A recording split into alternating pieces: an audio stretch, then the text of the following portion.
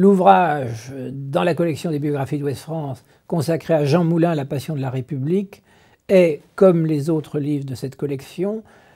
la représentation de l'homme, parce que Jean Moulin n'est pas seulement la face informe qu'a évoqué Malraux lorsqu'il a été panthéonisé, c'est aussi un jeune homme qui aimait rire, c'est un jeune marié qui aimait danser mais qui a peu supporté sa femme, ou que sa femme a peu supporté.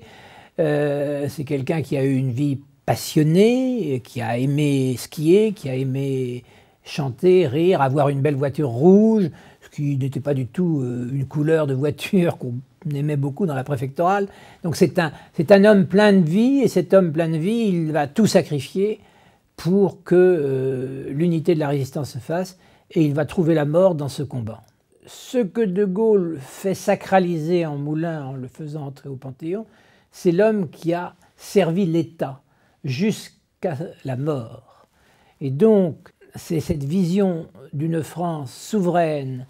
avec un seul combat pour une seule patrie. C'est cela que fait triompher Jean Moulin, par son combat, par l'unité de la résistance. Effectivement, il fallait que les partis, les syndicats, les mouvements de pensée, les mouvements résistants soient tous unis pour que les Alliés reconnaissent qu'il y avait une France libre et combattante qui existait et qui devrait donc être reconnue. C'est ce qui le conduit à créer l'armée secrète à la demande de Charles de Gaulle, c'est ce qui le conduit à présider le Conseil national de la résistance, dont il préside la première réunion le 27 mai, et effectivement, à la suite de diverses imprudences et de trahisons, il faut bien le dire, Jean Moulin, au tout début de l'été 1943, est arrêté à Lyon, c'est le drame de Caluire,